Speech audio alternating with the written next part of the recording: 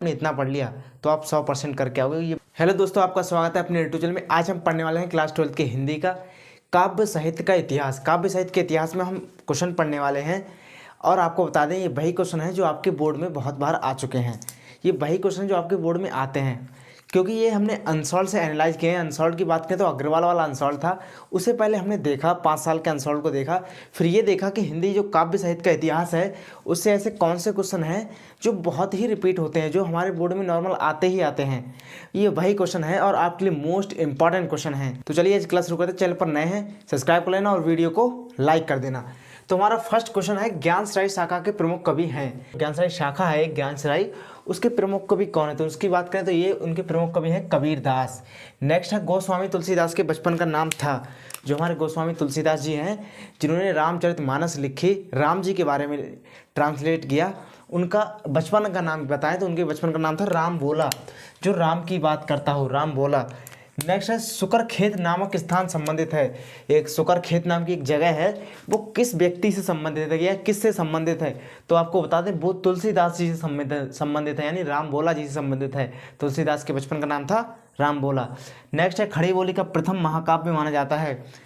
जो खड़ी बोली है उसका प्रथम महाकाव्य माना जाता है प्रिय प्रवास। कौन सा है? प्रिय प्रवास।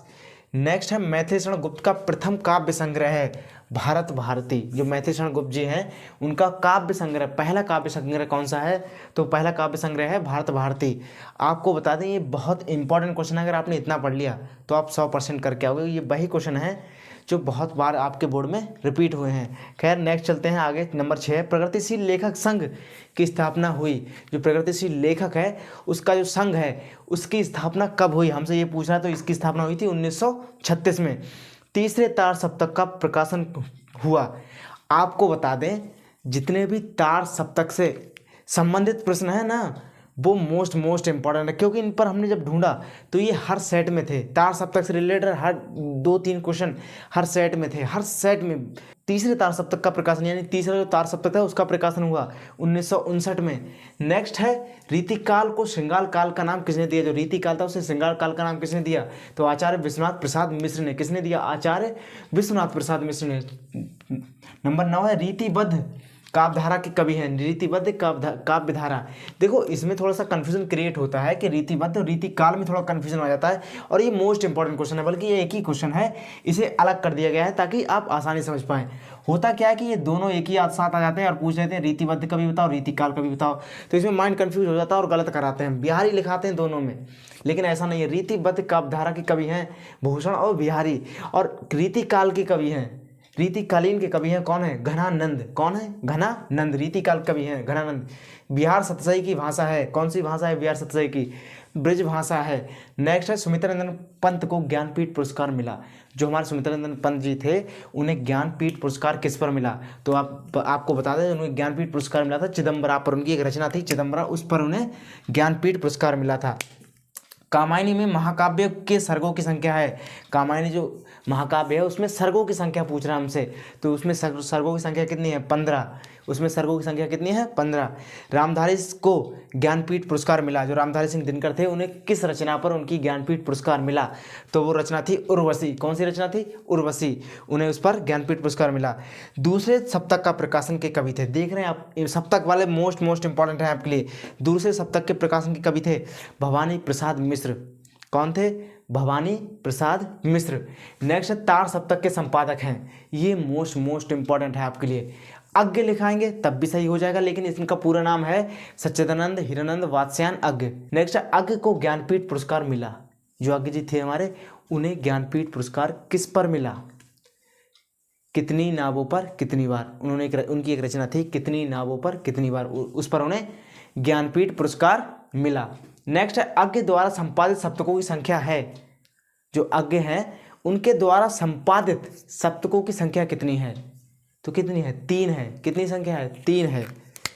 मोस्ट इंपॉर्टेंट है सप्तक वाले आपके लिए, इसलिए ज़्यादा लिख रखे हैं। किस कवि को ज्ञानपीठ पुरस्कार नहीं मिला? मोस्ट इंपॉर्टेंट आपके लिए। होता क्या है कि कभी कभी पूछ लेते हैं कि ज्ञानपीठ पुरस्कार मिला और कभी कभी पूछ लेते हैं ज्ञानपीठ किस कवि को ज्ञानपीठ पुरस्कार नहीं मिला। तो जयशंकर प्रसाद को नहीं मिला। क्यों नहीं मिला? क्योंकि इनकी जो डेथ थी वो जल्दी हो गई थी। किस तरह? क्योंकि इन्हें एक बीमारी थी क्षय रोग, उसकी वजह से इनकी डेथ जल्दी हो गई थी, इसलिए इन्हें ज्ञानपीठ पुरस्कार नहीं मिल पाया था। और इसके एक दो रीजन और भी थे, बाद में डिस्कस करेंगे इसके बारे में। कामायनी रचना है, जो कामायनी वो किसकी रचना है? जयशंकर प्रसाद की। किसकी रचना है? जयशंकर प्रसाद की। अज्ञ ने तार सप्तक का प्रकाशन किया। जो अज्ञ जी थे हमारे ऊपर वाले, जो अज्ञ तार सप्तक के संपादक, उन्होंने तार सप्तक का प्रकाशन किया। अब डेट बतानी है आपको, किस डेट में किया? तो 1943 ईस्वी में। किस डेट में किया? 1943 ईस्वी में। नेक्स्ट है, दूसरे तार सप्तक का प्रकाशन हुआ, यानी दूसरे तार सप्तक का प्रकाशन कब हुआ? 1951 में। देखो, पहले तार सप्तक का प्रकाशन हुआ 1943 में, क्योंकि अज्ञ जी ने किया था। दूसरे तार सप्तक का प्रकाशन हुआ 1951 में, जिसके दूसरे तार सप्तक के कवि कौन थे? भवानी प्रसाद मिश्र। और तीसरे तार सप्तक का प्रकाशन हुआ 1959 में। तो ये चीज़ आपको समझ में आ गई होगी, बिल्कुल आसान तरीके से है, कुछ ज़्यादा क्वेश्चन नहीं। आप इतना पढ़ लीजिए, अगर आपने इतना पढ़ लिया तो आप 100% पेपर करके आएंगे। यानी इस यहाँ से आपका 5 नंबर का आता है, 5 में से आप पूरा 5 का ही करके आएंगे, क्योंकि अगर इतना पढ़ लिया, क्योंकि ये वही क्वेश्चन है जो आपके बोर्ड में रिपीट हो रहे हैं बहुत ही ज़्यादा बार, तभी इन्हें रखा गया यहाँ पर।